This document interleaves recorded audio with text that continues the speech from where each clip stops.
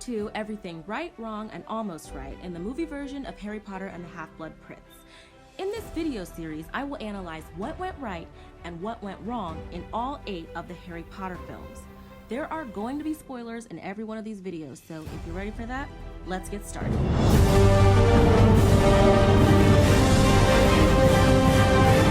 Scene 23, Horcruxes. In the book, Harry learns what Horcruxes are on practically his first day back at school. In the movie, Harry doesn't find this information out until roughly the last 20 minutes of the film. But regardless of when it takes place, discovering the Horcruxes is one of the most pivotal moments in the story. It is definitely the most important information revealed in Half-Blood Prince, and is arguably the most important revelation of the entire series. But in the film, this discovery was butchered so violently and rendered so incomprehensible that it took me a long while to come up with the words to discuss it. Immediately after Harry shows Dumbledore Slughorn's memory, over the course of a scant 2.5-minute scene, we learn what Horcruxes are, that Voldemort has made not just one but several, and that destroying them is the key to Voldemort's defeat. We also learn that not only has Harry already destroyed one, but so has Dumbledore, and Dumbledore thinks he has found another, but he needs Harry's help to destroy it. Here's exactly how this plays out in the film. Harry and Dumbledore extricate themselves from the Pensieve, and then Dumbledore proceeds to sink to the floor, shaking with shock and amazement. This makes sense because, for reasons unfathomable, the filmmakers will soon establish that Dumbledore did not know until this very moment that Voldemort had definitely made Horcruxes. I just want to make sure you caught that. In the film, Dumbledore says outright that he did not know Voldemort had ever made a Horcrux until Harry shows him Slughorn's true memory. "This is beyond anything I imagined," says Dumbledore. "You mean to say he succeeded, sir, in making a Horcrux?" says Harry. "Oh yes, he succeeded all right, and not just once," Dumbledore begins. "What are they exactly?" Harry interrupts. "Could be anything," replies Dumbledore. "Most commonplace of objects, a ring, for example, or a book." "Tom Riddle's diary," Harry remarks. "It's a Horcrux, yes," says Dumbledore. "4 years ago, when you saved Ginny Weasley's life in the Chamber of Secrets, you brought me this. I knew then this was a different kind of magic, very dark, very powerful, but until tonight, I had no idea just how powerful." But until tonight, I had no idea just how powerful. But you didn't hear the shot because you were in the shower? I just want to make sure we've established movie Dumbledore had no idea until this scene that the diary had been a Horcrux or that Voldemort had ever made a Horcrux. As long as that's clear, we can move on. I believe the witness has made it clear that she was in the shower. "And the ring?" Harry asks. "It belonged to Voldemort's mother. Difficult to find, even more difficult to destroy," answers Dumbledore. "But if you could find them all, if you did destroy each Horcrux," says Harry. "One destroys Voldemort," says Dumbledore. "How would you find them?" Harry asks. "They could be hidden anywhere, couldn't they?" "True," says Dumbledore, "but magic, especially dark magic," cue dramatic pause for effect,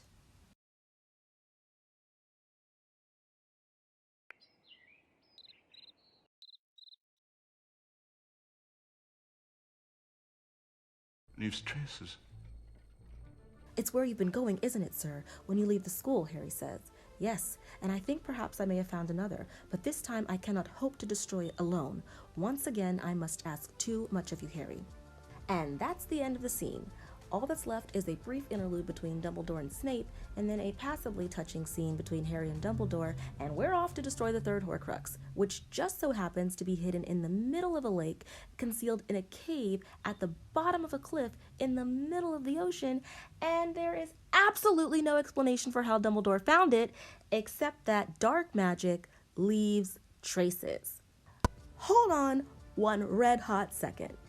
If Dumbledore, by his own admission, never fathomed that the diary had been a Horcrux, and he never imagined that Voldemort had made several Horcruxes, why has he been leaving the school all year trying to track them down, and how, pray tell, is he finding them?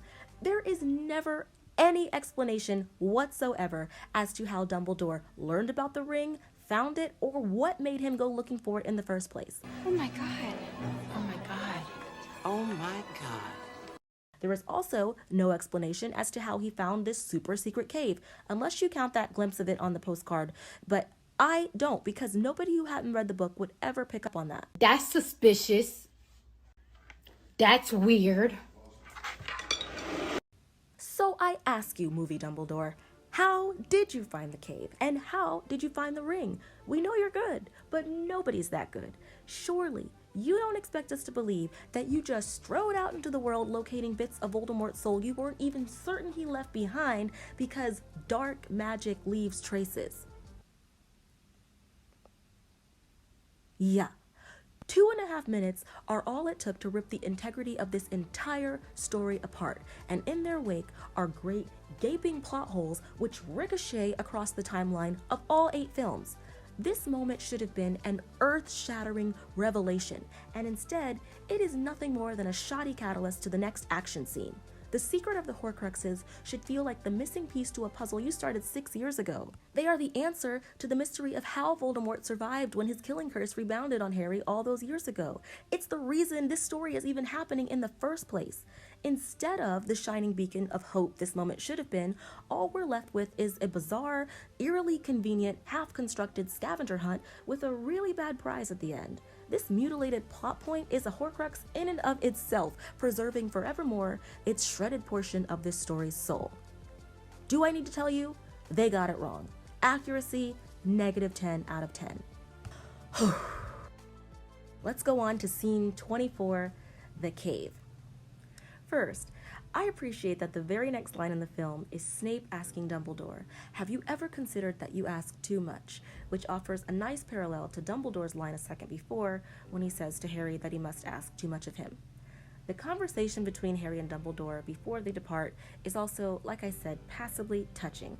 There is a detectable grandfatherly approach Dumbledore takes toward Harry here, and also earlier when he asks him if he's dating Hermione. However, overall, it's too little, too late. In the book, Dumbledore tells Harry outright that he loves him, and even to Harry's own detriment has done everything in his power to shield him. The closest we get to this admission in the movie is that Dumbledore tells Harry he is unfailingly kind. Look, I get that they're British, but this is not enough. Now, the next shot is our hero shot. Dumbledore and Harry on a rock in the middle of the sea. Waves crash, music swells. It's awesome. And though it makes no sense that the two would apparate to this rock instead of directly into the cave, and though there is no explanation for how they get from the rock to the cave or how their clothes remain dry, it's still a stunning visual. Next, Dumbledore gives the rock some blood to make the entrance to the cave appear, and then he magically locates this boat, which will transport them to the Horcrux. Everything about their foray into the cave is creepy, foreboding, and tense, and sets a spectacular atmosphere for the horrors to follow. The boat, the enormity of the lake, the eerie light emanating from its center, the unnatural formations of rock, all super impressive.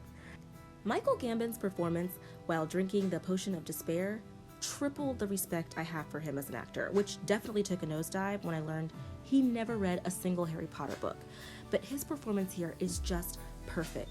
It's also the first moment in the series for me where he truly looks like Dumbledore, and that's probably because his hair is hanging around his face and he's finally taken off that ridiculous square hat. I have quite a few words for this film's costume designer. Harry's struggle to keep Dumbledore drinking potion is absolutely heartbreaking. At last, the magical circumstances fall away, and we're left with this young man grappling with the deterioration of his elderly mentor and protector. This moment is symbolic in that way, pushing Harry further along on the path to adulthood. He has become his caregiver's caregiver. It's one of those raw and torturously relatable moments that allows the story to touch the heart. When Dumbledore finishes the potion, he asks Harry for some water. Harry's efforts to produce water magically fail, and he is forced to get water from the lake surrounding them. But inside awaits an army of the dead called Inferi.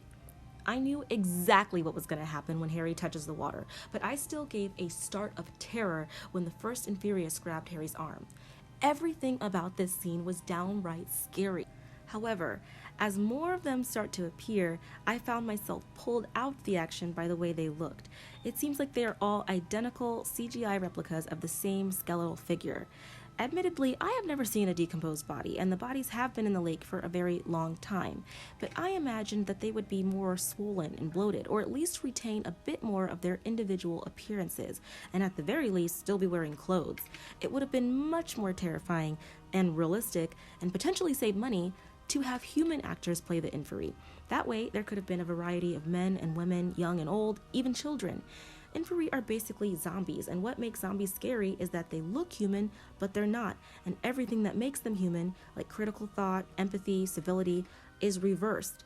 But the inferi in the movie look anything but human, and so we don't get that cognitively dissonant jolt, which elicits the zombie apocalypse terror they're going for. But they still overpower Harry and almost succeed in drowning him until Dumbledore leaps up and rains down hellfire upon them. And then he parts the flames like Moses at the Red Sea, and they sail away, taking with them a locket that had been in the bottom of the potion. All of this is downright majestic. They got it right. Accuracy 9 out of 10. Scene 25. Dumbledore's death and Snape's flight. When we get back to the castle tower, Dumbledore is significantly weakened, and the danger, unfortunately, is far from over. Draco has succeeded in letting Death Eaters in through the repaired Vanishing Cabinet. McGonagall is doing her job and chivying students along, and Snape is preparing to do what he has to do. Dumbledore sends Harry to fetch Professor Snape, but as soon as he reaches the stairs, we hear footsteps. Dumbledore orders Harry to hide himself below, and Draco Malfoy steps out of the shadows. Draco reveals that he has been made a Death Eater, and he's been sent to assassinate Dumbledore. Dumbledore reveals that he's known all along, but doesn't believe Draco is a killer. He offers to protect Draco, but Draco says he's beyond help. But just as his resolve begins to crack, here come Bellatrix, Fenrir, and a pack of Death Eaters. Draco has no choice. He's disarmed Dumbledore, and it's time to act. Harry is trying to figure out what to do when Snape appears behind him. Finally, it seems, the moment is upon him when he must reveal what side he's really on. Harry allows him to pass, and Snape shoves Draco aside. Dumbledore's eyes meet his, then Harry's below. He resigns himself to what must be, and then Snape casts the killing curse. Dumbledore is blasted off the astronomy tower. Harry is paralyzed with shock. Draco's face crumples in anguish. Bellatrix shrieks in triumph, and Snape, as usual, is completely inscrutable.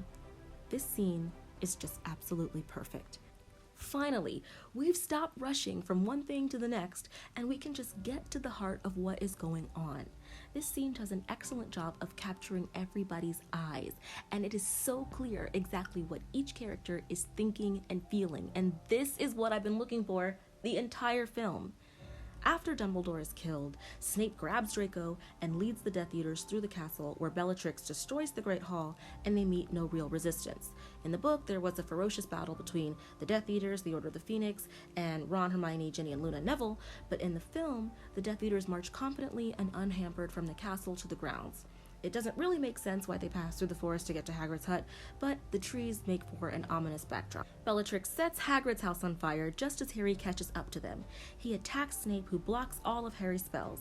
Snape sends Bellatrix on under the ruse that Harry belongs to the Dark Lord, but in actuality, yet again, saves Harry's life. Snape reveals that he is the Half-Blood Prince, and it was his old potions book which taught Harry so much, and then he too leaves.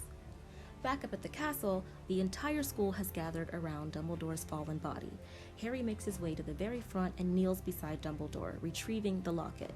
He allows the finality of Dumbledore's death to wash over him, and then Ginny steps forward and puts her arms around him. Now, I did not like this movie when it first came out, and so I hadn't seen it before deciding to make this video. And when McGonagall raised her wand here, I said, oh my god, they're about to do that stupid wand thing. But then, as soon as the camera pans from Madame Pomfrey's face to the other students, I burst into tears. So despite this very analytical and judgy attitude I had while watching the movie, this moment still elicited a very emotional response, and all of my criticism just fell away. This is a beautiful scene and a really lovely tribute to the late Albus Dumbledore. Following this is the final scene of the film. Instead of including Dumbledore's funeral, the movie ends with this scene in which Hermione and Ron pledge to join Harry on his quest to find the remaining Horcruxes, destroy them, and challenge Voldemort. This is a really touching moment, and I just can't help picturing 11-year-old Rupert Grint and Emma Watson as they traipse around Hogwarts trying to solve the mystery of the Sorcerer's Stone. It just feels like the weight of everything this trio has gone through together is electric and present in this scene. And as Fawkes the Phoenix soars over the astronomy tower and the sun rises in the distance, there is such a feeling of hope and adventure and destiny. And then We roll credits. Much as I miss out on seeing Dumbledore's funeral, I am still feeling all the feels, and so this scene got it right. Accuracy, 8 out of 10. In conclusion, I've already admitted I did not like this film very much when I started, but the more I watch it, and I've watched it a lot for the purpose of this video, the more there is to enjoy. There are so many loving touches in this film, and it does leave us with a sense that Harry is growing up into a man with all the power and strength he will need to protect the people he loves. This is not an easy book to adapt to film. There are a ton of plot points, details, and characters. But this was not a flawless film either, and I firmly believe that if you hadn't read the book, Harry's romance with Ginny, as well as the Horcrux plotline, feel totally unrealistic. But there's still a ton for the team to be proud of. This movie was most successful at capturing tension, and though I didn't appreciate it at first, there's actually a great balance of comedy. The film takes quite a few liberties and leaves out a large chunk of what makes this story worth telling, like we don't get a sense of Tom Riddle's motivations or his weaknesses, and he remains an enigmatic, generic villain. The movie also never touches on the second lesson Dumbledore teaches Harry in Half-Blood Prince. Let's go to the book for one more second. We've obviously established that the purpose of Dumbledore's lessons with Harry is to teach him to understand Voldemort. But never forget, it's really hard for Harry to come to terms with the fact that he one day has to fight this dude to the death. And in one of their lessons, he's just reeling under the pressure, and Dumbledore kind of goes off on him. He exclaims with a lot of emotion, "You are setting too much store by the prophecy. You see, the prophecy does not mean you have to do anything," cried Dumbledore. But the prophecy caused Lord Voldemort to mark you as his equal. In other words, you are free to choose your way, quite free to turn your back on the prophecy. But Voldemort will continue to set store by the prophecy. He will continue to hunt you, which makes it certain, really, that one of us is going to end up killing the other, said Harry. But he understood at last what Dumbledore had been trying to tell him. It was, he thought, the difference between being dragged into the arena to face a battle to the death and walking into the arena with your head held high. Some people perhaps would say that there was little to choose between the two ways, but Dumbledore knew, and so do I, thought Harry, with a rush of fierce pride, and so did my parents, that there was all the difference in the world. Harry is a strong character in this film, but he becomes even stronger with this truth burning inside him. In the film, Dumbledore asks Harry to come with him to the cave, but in the book, it is Harry who asks Dumbledore to take him. He practically begs him and makes him promise that he will. And this is the moment Harry walks forward with his head held high, as opposed to being dragged to and fro by fate or by Dumbledore. I really wish the movie had chosen that version. Well, those are my thoughts on everything right, wrong, and almost right in Warner Brothers' Harry Potter and the Half-Blood Prince. Thank you for listening, and if you like what you heard, please give this video a like, give it a share, and click that subscribe button so you can be notified of my next post, everything right, wrong, and almost right in Harry Potter and the Deathly Hallows Part 1. And please leave a comment with your thoughts on my analysis, the movie, or the series as a whole.